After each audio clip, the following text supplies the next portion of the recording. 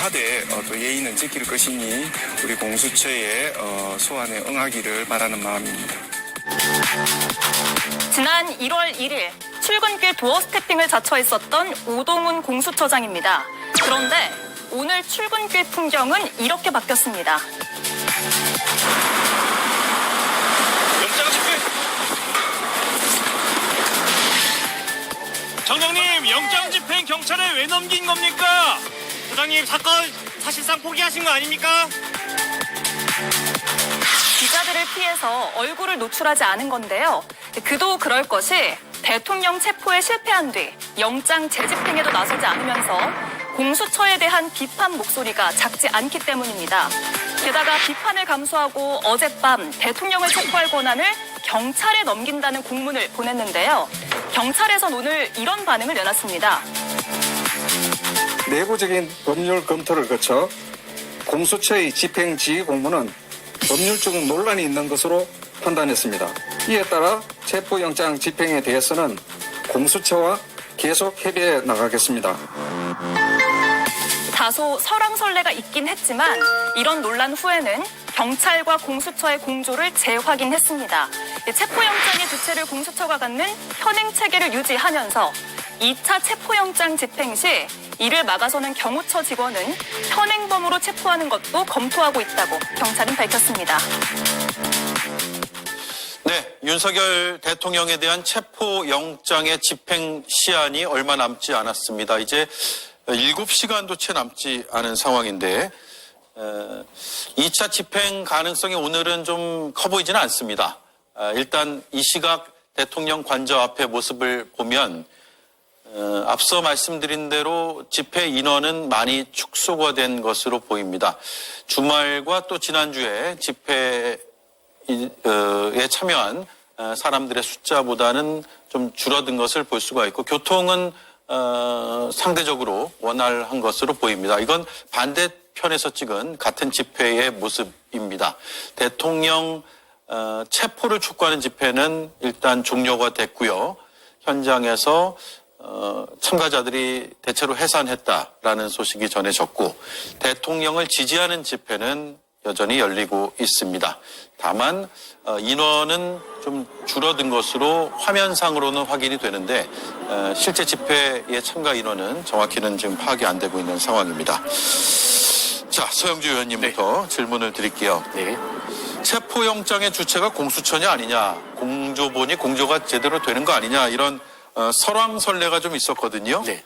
어쨌든 체포영장의 시한은 6시간여 남았고 네. 공수처에서는 연장을 신청하면 연장이 될 가능성이 지금은 커 보이죠? 그렇죠. 연장을 신청하면 연장은 나올 것 같습니다. 예. 그런데 이제 그 연장 부분들을 어떻게 경찰과 협의를 해서 갈 건지. 그러니까 수사의 주체의 문제가 지금 네. 경찰과 공수처 간에 있는데 사실상 일반인이라면 이런 일이 벌어지지 않습니다. 공조본이잖아요. 그러니까 경찰과 공수처와 국방부가 이루어진 공조본 수사기 때문에 일반인한테 체포영장이 이렇게 집행이 될 때는요, 그 누가 집행을 한다 하더라도 이런 부담이 없지요. 근데 이 내란 우두머리의 피해 혐의를 받고 있는 이쪽의 윤석열 대통령 측이 거의 무차별적으로 법적 대응을 하면서 혼란을 가중시키기 때문에 공수처가 결국에는 공권력이 한번 꺾이면 이런 꼴을 당할 거라고 제가 여러 번 경고를 했거든요. 예. 그러니까 공권력은 한번 꺾이게 되면요, 다시 일어나기가 쉽지 않습니다.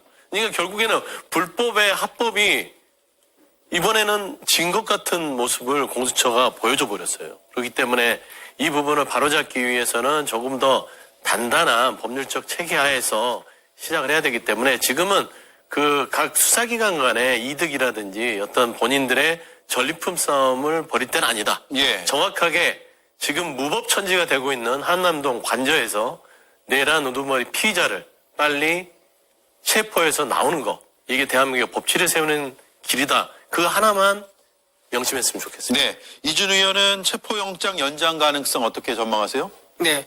일단은요, 영장에 대해서 심사를 하고 있을 건데 지금쯤 아마 연장하는 것에 대해서 별 문제가 없을 겁니다. 하지만 연장한다 하더라도 그것을 실행할 수 있느냐, 이 집행 현실의 문제를 감안한다 그러면요, 아마 실효성이 없을 가능성이 좀 지금은 더 높습니다. 실효성이 좀 떨어진다. 그렇죠. 예. 그래서 그걸 예단을 해서 아마 연장 가능성을 그렇게 공수처가 세게 주장하지 않았을 그럴 가능성도 있고요. 또는 법원에서 영장의 집행 가능성을 낮게 보고 아예 연장을 불허할 가능성도 있다고 봅니다. 그렇다 그러면은 현재 헌재에서 지금 확정된 5번의 변론 기일이 있습니다. 예. 다음 주 화요일부터 해서 매주 화목 일주일에 2번씩 하거든요. 그렇다 그러면 이런 생각을 해볼 수 있습니다. 그러니까 체포영장을 연장을 해서 만약에 대통령이 직접 변론하러 헌재에 출석했다. 그리고 나오는 도중에 영장을 집행하겠다. 이런 시나리오를 짤 수도 있는데 그렇게 된다 그러면 그는 굉장히 지금보다 더 큰 충돌을 가져올 거예요. 경호팀이 더 두껍게 달라붙을 거고 또 이동하는 과정이기 때문에 어떤 변수가 생길지 모르거든요. 그런 것을 아마 공수처가 염려에 두고 헌재에 출석하고 나오는 대통령을 체포하겠다. 그런 시나리오로 영장을 연장 신청한 것 같은데 그게 더 오히려 위험하기 때문에 연장 신청은 저는 기각될 가능성이 높다. 그런 겁니다. 예. 자, 지금 속보가 들어왔네요. 검찰에서 내란 중요 임무 혐의로 문상호 정보사령관을 기소했습니다. 지금 사령관들이 속속 기소가 되고 있어요. 구속 상태이기 때문에. 문상호 정보사령관은 거의 마지막쯤에 구속이 된 사령관 중에서는 인물인데 내란 중요 임무 종사자로 분류가 되어 있었고 그런 혐의를 받아왔습니다. 검찰의 비상계엄 특별수사본부가 조금 전 중앙지역 군사법원에 피고인 문상호 정보사령관을 내란 중요 임무 종사 및 직권남용 권리행사 방해 혐의로 구속 기소하였다고 비상계엄 특별수사본부에서 공지가 왔습니다. 군검찰이 군인신 분이기 때문에요. 군사법원에 구속 기소를 하였다. 이게 검찰의 설명입니다. 문상호 정보사령관은 구속 상태였고 혐의는 크게 2가지. 중요 임무 종사 그리고 직권 남용 및 권리 행사 방해입니다. 이 기소가 됐기 때문에 공소 제기된 사실도 앞으로 추가로 밝혀질 가능성이 있고요. 그동안 검찰에서는 사령관들이 기소가 되면 주요 기소 내용 중에서 언론에 공개할 가치가 있는 알 권리 차원에서 공개의 필요성이 있는 부분을 알려왔기 때문에 어떤 혐의를 어떻게 수사했고 또 어떤 사실관계가 조사가 됐는지 그래서 공소 제기된 사실은 무엇인지에 대한 설명이 뒤따를 것으로 보입니다. 네, 최영주 의원님 하나만 질문을 더 드릴게요. 네네. 경찰에서 지금 2차 영장 집행을 하게 되면 경호처에서 이걸 막아서면 이번에는 체포할 수도 있다. 검토하겠다라고 적극적인 의사를 밝혔어요. 그렇습니다. 지난번 1차 진입 때도 공수처와 경찰 특수본이 3차 그러니까 관저 정문 앞에서 이견 충돌이 있었다는 보도가 있었죠. 그 경호처장 등 간부들을 현장에서 현행법으로 체포하겠다라고 예. 경찰은 주장했는데 공수처에서 이걸 만류했다. 라는 얘기가 있었습니다. 그러면 결국에는 경찰은 현장에 특화된 집행 사법기관입니다. 근데 공수처는 따지고 보면은 이 현장에서 어떻게 대처하는 능력들이 경찰보다는 떨어져요. 그래서 저는 이번에 어떤 공수처와 경찰이 서로 간에 업무 협약이 되면 경찰은 법 집행을 위해서 단호하게 경호처에 대해서 체포에 나설 것으로 보입니다. 예. 자, 오늘 오전부터 굉장히 많이 이제 시끄러웠어요. 공수처와 경찰 사이에서 오가는 말 때문에 그런데 일단 아침에 오동훈 공수처장이 출근할 때의 모습을 보겠습니다. 정장님, 영장 집행 경찰에 왜 넘긴 겁니까? 소장님, 사건 사실상 포기하신 거 아닙니까? 1차 시도 부족했던 거 아닙니까? 이럴 거면 검찰에서 왜 가져왔습니까? 수사권 없다는 윤 대통령 대리인단 논리 수긍하세요? 예, 오늘 오전에 공수처가 경찰의 체포영장을 일림하면서 체포영장 집행은 경찰이 하도록 하겠다라는 걸 발표한 뒤에 출근길에 기자들이 현장에서 공수처장을 만나려고 했는데 만나지 못했습니다. 새벽부터 출근길 문답을 했었는데 오늘은 카메라에 노출되지 않기를 원했는지 차를 타고 내리는 모습만 살짝 보이고 그 외의 모습은 보이지가 않았습니다. 그리고 오늘 오후 2시쯤 경찰 국가수사본부도 긴급 브리핑을 열었는데 들어보겠습니다. 공수처의 집행지휘 공무는 법률적 논란이 있는 것으로 판단했습니다. 이에 따라 체포영장 집행에 대해서는 공수처와 계속 협의해 나가겠습니다. 비상계엄 특별수사단은 공조수사본부 체제에서 법과 원칙에 따라 엄정하게 수사하고 있음을 다시 한번 말씀드리며 앞으로도 체포영장 집행을 포함하여 비상계엄 관련 수사를 위해 최선을 다할 것을 국민 여러분께 약속드립니다. 네, 김보엽 위원님. 네. 서로 영장 집행에 관련된 법리 해석이 좀 달랐고 하지만 결국 공조수사본부에서 지금처럼 계속 공조수사를 하겠다라는 입장은 변함이 없어요. 예. 일단 이해는 합니다. 왜냐하면 지금 벌어지고 있는 일들이 사상 초유의 일들이잖아요. 공수처가 생긴 지도 얼마 되지 않았고 공수처와 경찰이 같이 공조수사본부를 만들어서 일을 해보는 것도 처음입니다. 게다가 지금 체포하려는 자가 비록 허울뿐이지만 현직 대통령 아닙니까? 현직 대통령을 상대로 예. 체포영장을 발부받아서 그 집행을 해야 되는 굉장히 어려운 점이 있을 겁니다. 왜냐하면 전두환마저도 우리가 그렇게 흉악하다고 얘기하는 전두환마저도 체포영장 집행에 이렇게 막지는 않았거든요. 저항하지는 않았거든요. 그러니까 공수처에서도 이런 정도의 강도로 저항할 줄을 몰랐다라는 것도 아니 그건 또 생각 못했느냐라고 우리가 비판할 수 있지만 이해가 안 가는 건 아닙니다. 하지만 아까 그 기자들이 물어보잖아요. 공수처장님 하면서 계속 영장 집행을 어떻게 되는 거냐 묻는 저는 그게 민심의 간절함을 대변하고 있다고 봅니다. 예. 왜냐하면 그 마음이 지난 주말 눈 속에서도 비닐, 은박지 그거 하나 뒤집어 쓰고 공수처가 제발 저 안에 있는 내란 속의 윤석열 잡아주기를 체포에 나서기를 바랬던 그 간절한 민심을 기자들이 봤기 때문에 오늘 좀 더 공격적으로 묻지 않았나 싶습니다.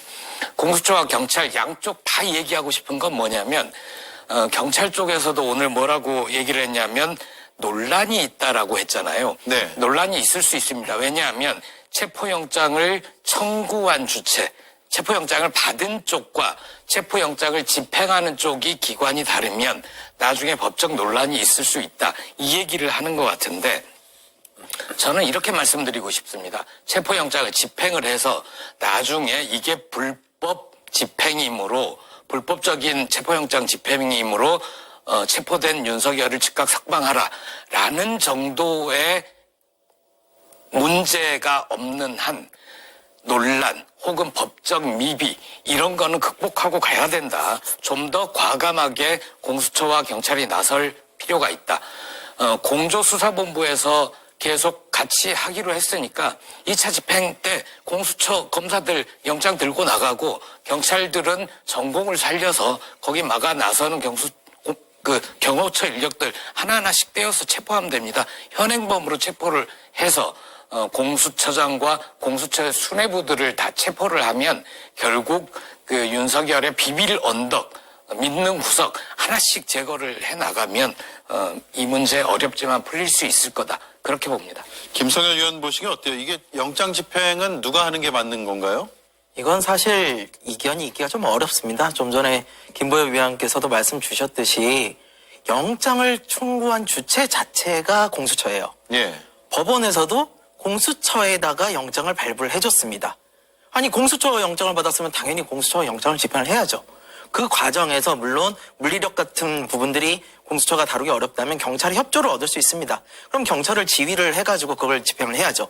그런데 그거 하기 어렵다 그래가지고 경찰 네가 좀 해봐 이렇게 미루는 이 모습 국민 누가 이해를 할 수 있겠습니까? 법적으로도 말이 안 되는 내용입니다. 그래서 저는 이번 사건을 보면서 공수처가 사건을 자꾸 피하려는 듯한 이런 모습이 보인다고 생각을 합니다. 일단 첫 번째, 경호처의 물리적 방해 충분히 예상할 수 있었어요. 그런데도 아무런 전략도 없이 그냥 가가지고 인간띠에서 막았다. 그래서 못 들어갔다. 이게 무슨 이야기입니까?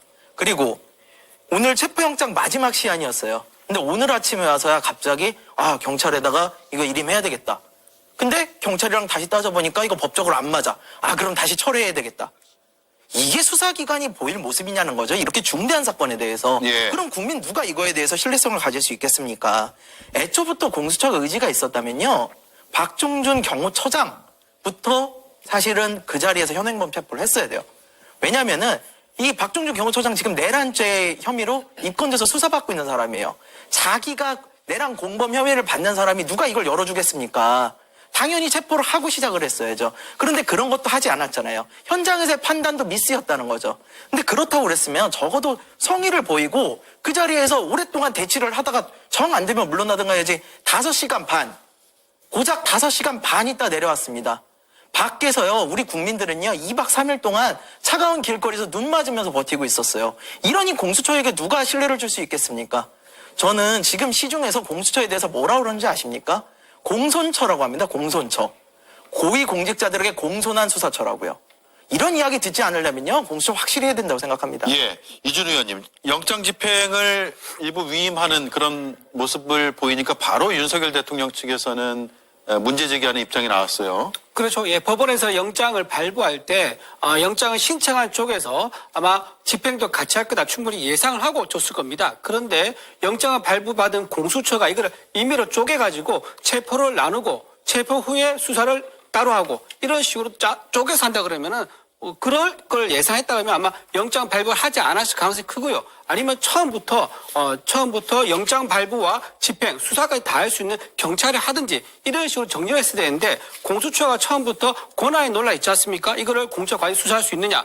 직권 남용죄로 어떻게 내란 혐의라는 큰 혐의를 수사할 수 있느냐? 예. 그 문제도 있었었고요. 근데 영장 발부하는 전담 판사에 대한 편법 논란도 있었었고, 그다음에 체포영장에 나와 있는 어느 법은 제외한다는 그러한 입법, 사법부와 같은 입법과 사법을 같이 병행하는 그런 논란도 만들었었기 때문에 처음부터 공수처가 굉장히 위법적인 행위를 하다 보니까 무리해서 모든 것이 이루어지다 보니까 이런 논란이 있었었고요. 또 하나, 지금 또 경찰한테 이런 논의도 없이 전혀 논의 없이 일방적으로 경찰이 체포를 하라고 떠넘기기 식으로 했거든요. 이런 식으로 논의 없이 본인들이 집행영장 시한이 마감이 임박하니까 이것을 경찰에게 떠넘기 듯한 이런 행동을 보인 것도 괜히 공수처가 모든 면에서 아주 미숙하게 업무 처리를 했다. 그렇게 보실 수 예. 있습니다. 자, 그래서 결국은 논란의 책임이 어디 있느냐, 공수처에게 있느냐라는 쪽으로 모아지고 있고, 또 그와 더불어서 특검의 필요성이 그만큼 커진 거 아니냐는 의견도 일각에서 나오고 있어요. 네, 그렇습니다. 이제 특검의 필요성은 공수처의 이번에 공권력의 행사의 능력을 보고 더 커졌죠. 그러니까 이제 공수처를 비판할 수는 있어요. 그런데 공수처를 비판하기 앞서서 대한민국이 무법천지가 됐다라는 것을 우리는 깨달아야 될 것 같습니다. 예를 들어서 지금 이 혼란을 가져온 게 뭐냐면 저는 정말 경악스러운 게 법적인 다툼은 있을 수 있습니다. 양측 간에. 특히 내란 우두머리 피의자가 체포영장에 불응해서 경호처를 앞세우고 이 부분에 부딪힐 수도 있다고 봐요. 하지만 이 서로 간에 부딪히는 걸 정리해 주는 게 대한민국의 법치 중엔 사법부가 있습니다. 영장판사가 체포영장을 발부하고요. 예. 또 판사가 그 체포영장에 대해서 문제없다라고 얘기를 해주고요. 법원이 이렇게 얘기를 해주면에도 불구하고 심판까지 흔듭니다. 뭐 사법부 당신들이 무슨 법을 세우는 사람들이야? 당신도 틀렸어. 그러면 대한민국은 누가 맞죠?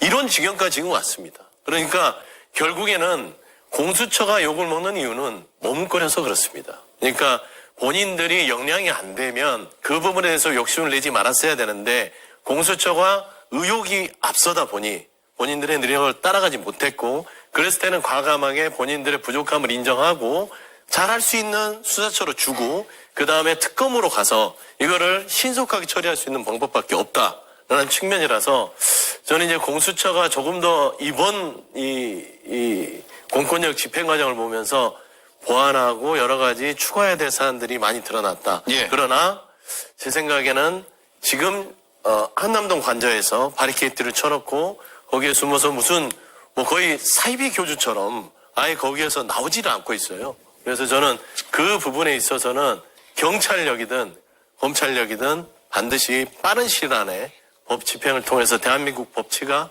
살아있던 걸 보여줘야 된다. 그리고 나서 특검으로 넘어가면 이 문제가 해결될 수 있다고 봅니다. 예. 경호처가 지금 관저 내부에 철조망과 차벽까지 쳤다고 하는데 그래서 요새를 만들었다라는 비판도 나오고 있고 화면을 자세히 보면 네 저렇게 진입로에 아예 철조망이 등장을 했습니다. 저게 원래 없던 건데 진입을 아예 막기 위한 것으로 보이네요. 김보희 의원님, 네. 어떤 문제가 있어 보입니까? 일단 국민에 대한 예의가 있다면 비록 허울뿐이나 한때 국민의 지지를 받아서 대통령직에 일했던 사람이라면 가장 기본적으로 헌법을 존중해야 되고 국법 질서를 존중을 해야죠. 제 발로 걸어 나와서 자기의 무고함을 증명을 했어야 될 겁니다. 네. 법적 정치적 책임을 회피하지 않겠다. 탄핵이든 수사든 당당히 맞서겠다. 이 얘기 누구 얘기입니까? 윤석열 얘기입니다. 자기가 한 얘기마저도 지키고 있지 않은 거죠. 그때 그 기계 지금 어디 간 겁니까? 이 정도도 감당을 못할 거면서 헌법과 법률을 중대하게 위반하면서 비상계엄 선포는 도대체 무슨 배포로 했는지 모르겠습니다. 지금 윤석열이 깨달아야 될 것은 자기가 왕이 아니라는 겁니다. 대통령입니다. 경호처 그 직원들을 앞세워서 국가 공무원들인데 그분들을 사병처럼 부려서 결국은 그 사람들의 인생마저도 망가뜨리는 지금 이미 군 간부, 경찰 간부 10여 명이 구속이 되면서 그 사람들은 대통령이라는 사람이 비상계엄을 하자고 하니까 거기에 별 생각 없이 딸려간 잘못은 있죠. 하지만 그 잘못이 그 사람들 인생을 송두리째 버릴 만큼 평생을 감옥 속에서 썩을 만큼 물론 그 사람들 잘못이 없다는 게 아닌데 그렇게 만든 사람이 결국 누구냐? 윤석열이거든요. 그러면 최소한 내 잘못이다.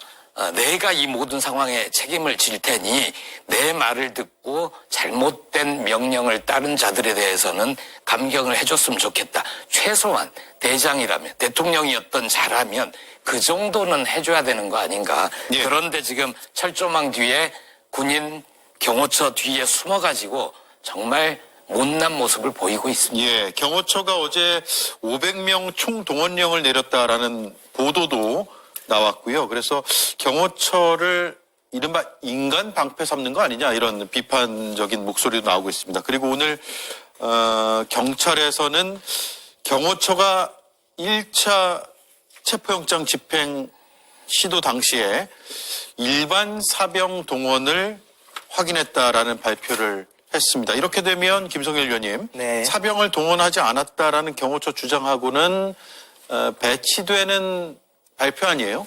그렇죠. 지금 경호처의 말을 믿기가 좀 어렵습니다. 지금 경호처가 하고 있는 일을 보면 한마디로 박정희 대통령 시절의 차지철, 그 차지철 경호대를 좀 목표로 하고 있지 않나 이런 생각이 들 정도입니다. 경호처라는 거는 국가기관입니다. 국가기관은요 모두 법률에 그 존재 근거와 역할이 나와 있어요. 즉 헌법과 법률을 따라야만 하는 기관입니다. 그런데 지금 경호처 굉장히 착각을 하고 있는 것 같아요. 지금 경호처가 하는 행동은요 전제 군주 시절에 왕정에게 바치는 충성입니다. 그런데 지금 경호처가 그렇게 경호하려는 대상 윤석열 씨가 뭐라고 그랬습니까? 자신은 사람에게 충성하지 않는다. 맞습니다. 이제 사람에게 충성하는 시대가 아닙니다. 우리는 헌법과 법률에 따라서 그 나라와 국민에게 충성을 해야 되는 겁니다. 예. 공권력이라는 것은 법과 제도의 틀 안에서 허용된 아주 절제된 폭력입니다. 근데 법률과 헌법을 벗어나버리면요 이거는 시정잡배, 조직폭력배와 다를 바가 없는 셈이 되는 겁니다. 그래서 경호처는 더 이상 경호해야 할 대상이 내란 수계가 아니라 헌법과 법률을 경호해야 된다. 그리고 진짜 나라의 주인인 국민을 경호해야 된다. 이 점 명심해 주기 바랍니다. 예, 이준우 의원 의견은요? 네, 경호처법에는요, 경호 구역과 경호 대상에 대해서 확실하게 사수하게 되어 있는 의무가 있습니다. 이 의무는 법에 따르지 아니하고는 마음대로 이걸 해태하거나 느슨하게 바꿀 수가 없는 거죠. 경호처가 일관되게 밝힌 내용은 법과 원칙에 따라 경호한다는 내용이 있는데 만약 이 법과 원칙에 따라서 경호 해제를 요구하지 않을 경우는 어떻게 해야 됩니까? 법과 원칙에 따른 경호법을 따라서 대통령과 경호구역을 사수해야겠죠. 왜냐하면요, 현재 이 법과 원칙에 따른 이 문제가 쟁점이 되고 있습니다. 체포영장부터 우선 전지전능한 입법권과 사법권이 다 포함된 전지전능한 그런 체포영장이 나온 게 논란이 되고 있는 거고요. 또 공수처가 과연 수사권이 있느냐, 이것도 논란이 되고 있지 않습니까? 이런 논란이 되고 있는데 법과 원칙에 따랐다고 주장한다고 해서 경호처가 경호의 의무를 해태할 수 있겠습니까? 저는 경호처가 본연의 임무를 다하는 것은 목숨을 걸고 본인의 인을 지키는 그런 의무에 해당한다라고 생각하고요. 마지막으로 지금 경호처에 한 500명 정도 총 동원됐다 그러는데 우리는 북한 김정은의 경호 인력이 몇 명인지 모릅니다. 근데 우리가 지금 우리 스스로 이렇게 경호 인력에 대해서 구체적인 숫자를 1급 비밀 보안에 해당한 내용을 이렇게 함부로 말해도 되는 건지 이것 또한 매우 우려스럽다 말씀드립니다. 예. 자, 첫 번째 이슈로 여기까지 할게요. 자, 두 번째 이슈로 넘어가겠습니다. 이수진 앵커가 브리핑 이어가겠습니다. 오늘의 주제는 왜 대한민국에서 이와 같은 일이 일어났는가? 윤석열 대통령이 왜 계엄령을 선포하지 아니하면 안 되었는가? 네, 전광훈 목사가 외신 기자회견을 열었습니다. 윤석열 대통령의 담화를 반복하듯 옹호 주장을 이어나갔는데요. 열변을 토했지만 이렇게 외신 기자석이 텅텅 빈 건 좀 머쓱하긴 합니다. 어쨌든 대통령 옹호 최전방에는 전광훈 목사가 서는 모양새입니다. 이런 가운데 일부 국민의힘 중진들이 관저 앞에 모습을 드러냈습니다.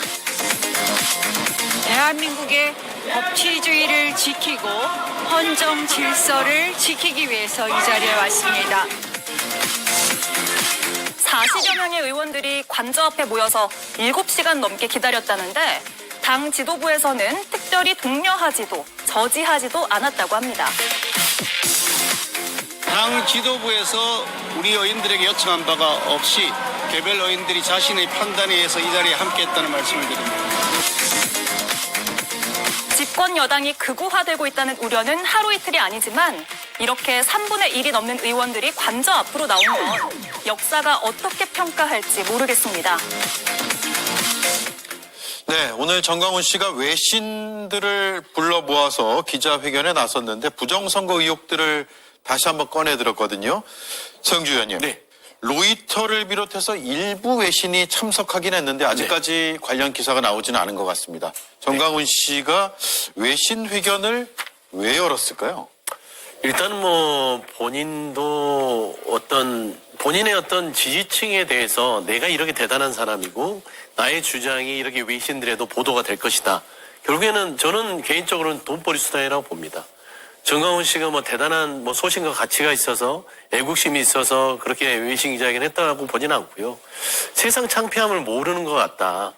그러니까 외신이든 내신이든 국내외의 지성인이라면 민주주의라는 민주공화국의 질서 자체를 생각했을 때 지금 윤석열 대통령이 저지른 이 불법 계엄성이 만에 하나 상대 야당이 좀 거친 야당이다. 예. 그 거친 야당이 마음에 안 들어서 나는 군과 경찰을 동원해서 겁박을 하려고 겁을 주려고 해서 총을 쏴고 문을 부숴서라도 잡아들이고 수감하고 심지어 어떤 사람들은 이렇게 암살 부분도 언급이 될 만큼 좀 이렇게 과도하게 겁을 주려고 했다.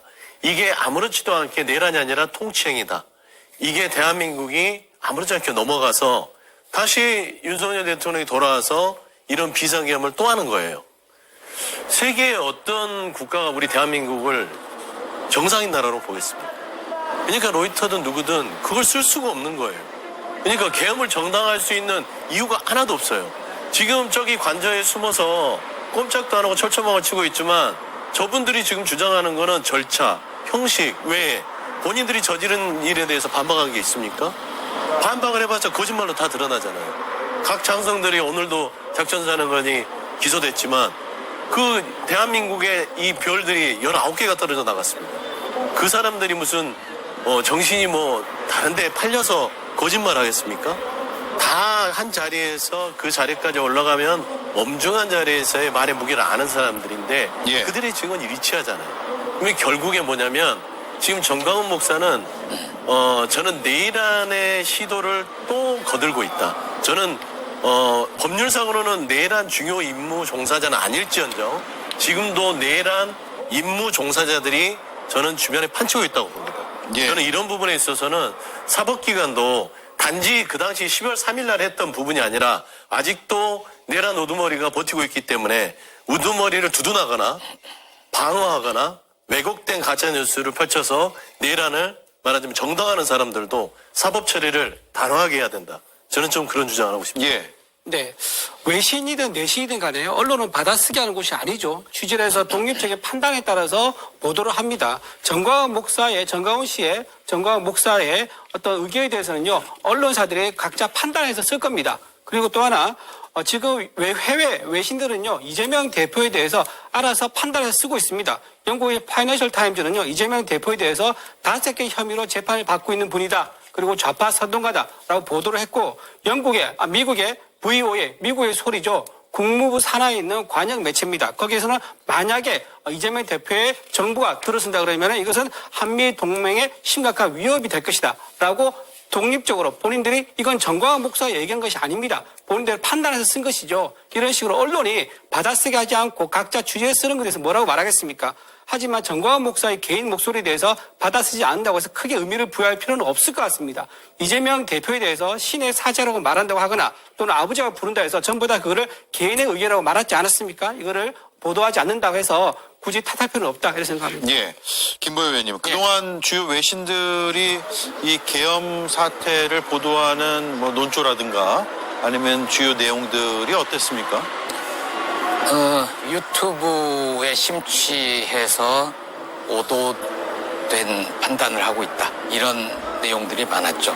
실제로 내란수교 윤석열 씨는 비상계엄 선포 당시 그리고 이후 여러 차례 대국민 담화를 하면서 그 내용을 들어보면 저 반국가 세력이 도대체 어디서 나온 말인가 보면 언제나 이상한 유튜브에 나왔던 얘기를 반복을 하고 있거든요. 얼마나 유튜브에 심취하고 있는지 건강한 유튜브도 여럿 있을 텐데 이상한 극우 태극기 부대들만 보는 그런 유튜브에 심취했음을 알 수 있고요.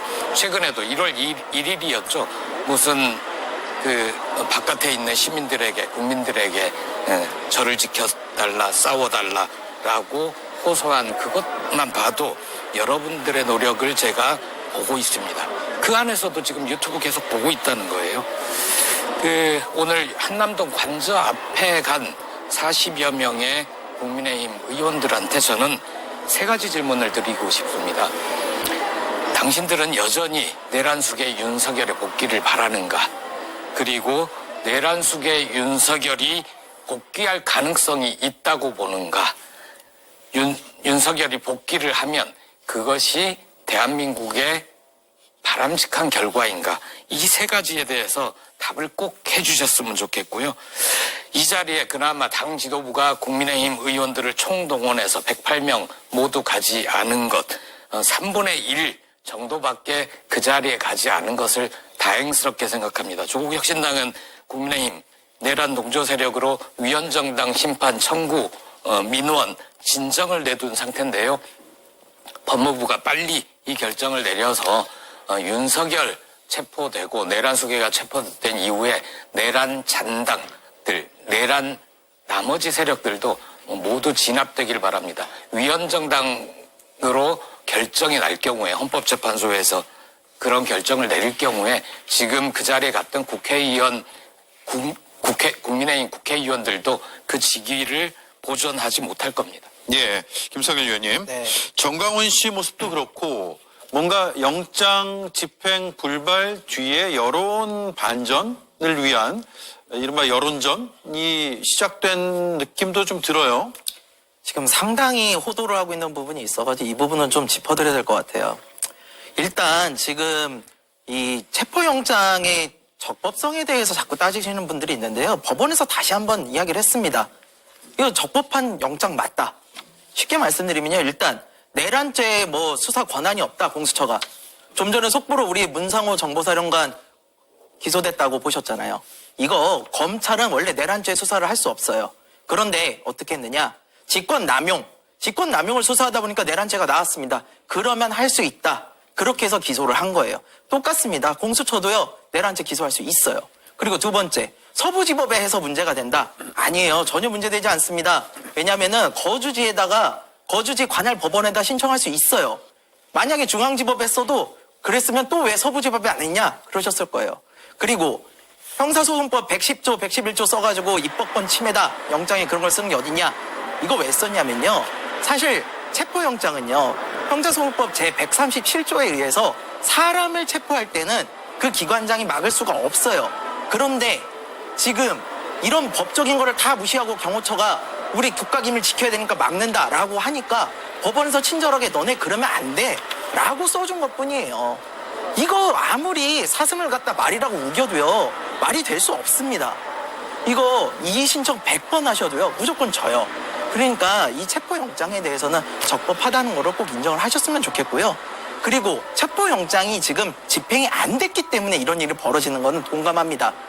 공수처 이거 책임지셔야 돼요. 그래서 두 번째 체포영장 집행 때는 반드시 이런 일 없도록 적법하게 법치가 제대로 서 있는 국가라는 거를 증명해 주시기 바랍니다. 예. 자, 이준 의원님, 오늘 국민의힘 의원들 한 40명 정도 되나요? 언론에서는 한 40여 명 정도로 세서 보도를 하던데 관저 앞을 찾았습니다. 당 지도부는 당의 공식적인 입장은 아니고 의원 개개인이 판단했다라고 지금 일단 선을 긋고 있는 모습이에요. 네. 그렇습니다. 지금 당에서 제가 어제 확인을 해봤는데요. 실제 당에서 공식 알람이 있었거나 지도부에서 공지를 하거나 그런 사항 전혀 없었습니다. 없었고요. 의원 몇 명이 우리 내일 한번 나가자라고 했었고 거기에 좋다. 참여를 의사를 밝힌 의원들이 있었는데 그 수가 밤사이에 점점 늘어났습니다. 늘어나서 오늘 확인한 바로는 원외까지 포함하면 한 50여 명 정도가 현장을 찾았다고 합니다. 저는 거기에 대해서는요. 의원 개개인들의 뜻을 밝히는 것에 대해서는 별 문제가 없다고 생각합니다. 더군다나 지금 현재 각종 여론조사에 보면요. 민주당과 국민의힘의 지지도가 오차 범위 내에서 굉장히 좁아졌다. 그리고 대통령의 지지도가 오히려 계엄 전보다 더 높아졌다. 이런 현상들이 오히려 이런 의원들의 움직임에 대해서 오히려 정당성 부여한 게 아닌가 그런 생각합니다. 정주 의원님. 네. 자, 어쨌든 의원들이 관저 앞을 찾는 모습에 대해서 여당 내에서도 비판이 일단 나와요. 조경태 의원 국회의원 자격이 있느냐라고 물었고 김재섭 의원도 안타깝고 짠하다라는 입장을 나타냈어요. 그런데 전반적으로 보기에는 저런 의견들이 국민의힘의 다수 의견은 아닌 것 같아요. 그렇죠. 아주 소수 의견이고요. 그런 의견을 냈던 분들 중에 좀 한동훈 전 대표인가요? 그런 분은 쫓겨났잖아요. 그리고 나머지는 아무 소리도 못하고 있는데 저는 사실상 한가한 게 아니라 할 일이 없나 보다 싶어요. 한 사람이 헌법기관 아닙니까? 국회의원은. 그러면 그 헌법을 유린한 대한민국에서 가장 흉악한 범죄를 저지른 피의 혐의자 윤석열 대통령 이 사람을 지키기 위해서 국회의원들이 배지를 달고 그 앞에서 이 추운 날 가로막고 서 있다. 국민들 이 고통 속에 저렇게 줄 서서 다가가서 우리 국민들 살려내라 한 적 보셨습니까? 이태원 참사 때 저랬습니까? 세월호 때 그랬습니까? 무한 이 공항에서의 참사 때도 저렇게 열성을 해본 사람들이 아니잖아요. 근데 지금 뭐 하는 것이죠? 헌법을 유린한 피의자를 보호하기 위해서 저기를 막아선다는 거. 저는 저분들을 다 박제를 해서 나중에 총선 때 유권자들에게 하나하나 각인시켜야 되고요. 저는 법이 가능하다면 아직 이 내란이 진행되고 있다는 측면에서는요. 최소한 내란 임무 종사자의 어떤 범위 안에서도 처벌을 반드시 물어야 될 상황이다. 그냥 국회의원으로서 배지만 달고 있다고 다 국회의원이 아니다라는 것들 명심하셔야 될 것 같습니다. 예. 자, 마지막으로 김보엽, 김성열 의원께 짧게 한마디씩 좀 들어볼 텐데 김용현 전 장관의 공소장 내용이 추가로 공개가 됐습니다. 12.3 계엄 당시에 군이 실탄을 5만 7천여 발을 동원해서 갔다라는 검찰의 조사 결과가 나왔습니다. 일단 김보엽 위원님, 예. 기존의 대통령 측에서 주장했던 것과 많이 다른 내용이에요. 윤석열은 실무장은 없었다라고 표현을 했었죠. 그런데 실탄을 준비를 했다는 거잖아요. 실탄을 준비하면서 이 실탄을 꼭 쓰겠다라고는 하지 않았을 거예요. 만약에 극렬하게 저항을 한다면 실탄을 쓸 수도 있기 때문에 그 실탄들을 준비해 간 거잖아요. 게다가 제가 좀 끔찍하게 생각하는 건 저격소총입니다. 이 저격소총은 왜 필요하냐면 검거를 하려고 특정 몇 명을 딱 검거하려고 하지 않았습니까? 그 검거 대상자들이 도주할 경우에 저격해도 무방하다라는 거죠. 물론 살상인지 저격인지 모르겠으나 그 점 때문에 더욱 끔찍하고요. 내란 속의 윤석열의 거짓말은 끝이 없습니다. 하나하나 이렇게 다 들통이 납니다. 빨리 체포해야 됩니다. 네, 김성윤 의원님. 지금 윤석열 씨 변호인단은 일종의 미치광이 전략을 쓰는 것 같습니다. 옛날에 트럼프가 사용했던 억지 쓰기 전략. 왜냐하면 실제로 헌법재판소 가서도 헌법재판관이 그렇게 물어요. 아니 그럼 지금 군사를 투입한 게 인정을 안 하는 겁니까? 라고까지 물을 정도예요. 그러니까 지금 변호인단의 이런 전략, 미치광이 전략이 과연 먹힐 것이냐? 저는 좀 쉽지 않다고 봅니다. 왜냐면요. 증거와 증인이 너무 많아요. 지금 김용현 씨만 하더라도요. 대통령의 지시로 이렇게 했는데 잘 안 됐다라고 문자를 보낸 게 다 왔어요. 그리고 우리 곽종근 특전사령관, 이준우 수방사령관, 조지호 경찰청장 이 사람들이 다 대통령에게 직접 전화를 받고 국회에 군대를 투입하고 국회의원이 못 들어가게 막고 국회의원 끌어내라고 지시를 받았다라고 모두 다 공통된 증언을 하고 있습니다. 혼자서 아무리 다른 이야기 해도 증언과 증인이 너무 많아요. 증거도 넘쳐납니다. 그래서 저는 이 부분에 있어서 윤석열 씨가 더 이상 이렇게 침대 축구 전략 쓰지 말고요. 얼른 법원에 가서 정정당당하게 좀 임하셨으면 좋겠습니다. 예. 자, 이에 대해서 윤석열 대통령은 실무장이 없었다라고 주장을 했고요. 석동현 변호사도 전부 비무장 상태였다. 실탄 장전도 없이 갔다라는 입장을 나타냈습니다. 수사를 계속하면 뭐가 사실인지 드러나겠죠. 여기까지 하겠습니다. 네 분 말씀 잘 들었습니다. 고맙습니다.